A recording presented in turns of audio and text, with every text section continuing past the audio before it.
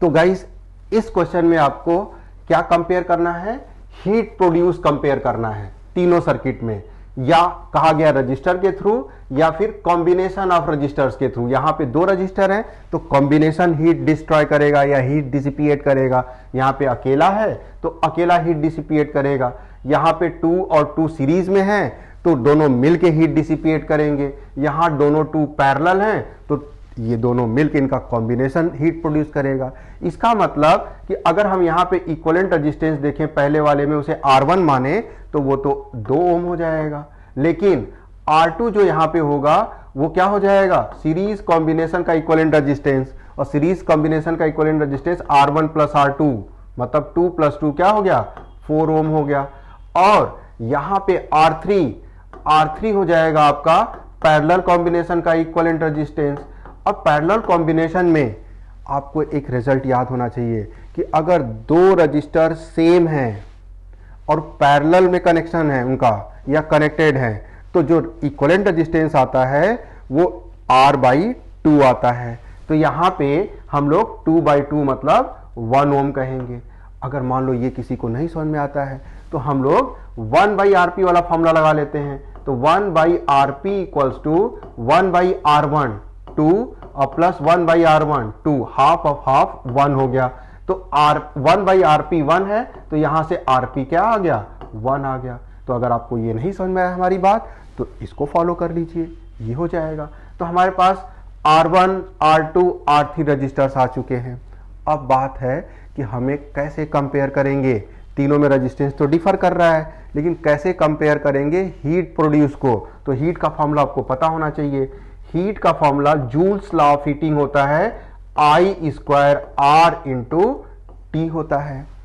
अब current registers अलग अलग हैं तो करंट भी अलग हो गया, मतलब यहां पे I भी अलग अलग है, R भी अलग अलग है। इतनी सारी चीजें वेरी कर रही हैं, हटाते हैं। ये फॉर्मूला हम लोग नहीं इस्तेमाल करेंगे फिर कौन सा इस्तेमाल किया जाए भाई, कोई एक चीज वेरी करे, है ना।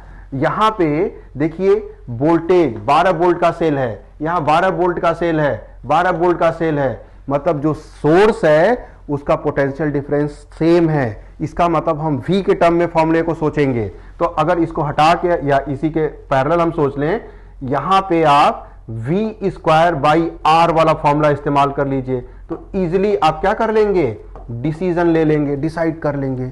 तो भाई इसे कैसे डिसाइड करेंगे, तो देखिए यहां पे हम लोग कहेंगे कि वोल्टेज तो बदल नहीं रहा है तो ये डिफरेंस क्रिएट कर नहीं रहा है, टाइम दे नहीं रखा है, लेकिन अंडरस्टूड है कि तीनों जगह पे टाइम सेम लेना पड़ेगा क्योंकि सेम टाइम के लिए ऑपरेट किए जा रहे होंगे। ये क्वेश्चन की फॉल्ट है, क्वेश्चन गलत दे रखा है, देना चाहिए उनको टाइम के बारे में। खैर हम लोग मान लेंगे नहीं दिया है तो तीनों सेम टाइम के लिए ऑपरेट हो रहे हैं। इसका मतलब हीट जो हो गया ये इनवर्सली प्रोपोर्शनल टू रेजिस्टेंस हो गया। तो जिस सर्किट का रेजिस्टेंस या इक्विवेलेंट रेजिस्टेंस ज्यादा होगा उसका हीट प्रोडक्शन कम होगा क्योंकि इनवर्स वेरिएशन है। इसका मतलब हमने देखा यहां पे R के टर्म में कि R1 जो 2 ओम है और R2 4 ओम है तो R2 इससे बड़ा हो गया, R2 R1 से क्या है, बड़ा है, तो R1 छोटा R2 बड़ा हो गया। और R3 1 ओम है तो R3 क्या हो गया, सबसे कम हो गया। तो ये हो गया R2 R1 और R3। तो हीट प्रोडक्शन जो हो जाएगा ऑर्डर रिवर्स हो जाएगा, H2 greater than H1 greater than H3। इसका मतलब ये पता चला कि हीट जो लॉस हो रहा होगा या प्रोड्यूस हो रहा होगा सेकेंड सर्किट में सबसे कम होगा और जो S3 थर्ड सर्किट में सबसे ज्यादा हो जाएगा। तो हमसे पूछा क्या गया है, सेम इन ऑल केसेस, बिल्कुल गलत, अलग अलग हैं। मिनिमम इन केस 1, तो मिनिमम इन केस 1 नहीं है, वो तो बीच में आ रहा है, तो ये भी ऑप्शन हो गया गलत। Maximum in case 2, maximum in case 2 गलत है, तो मिनिमम इन केस 2 होना चाहिए था यहां पे, ये भी गलत हो गया। तो maximum in case 3, yes maximum in case 3, तो केस 3 में हीट लॉस क्या है, मैक्सिमम है। यहां पे डेटा नहीं दे रखा है, क्वालिटेटिव एनालिसिस, आपने यहां पे एनालिटिकल माइंड लगाया, कैसे कंपेयर किया इसको आप सीखिए और अप्लाई करिए।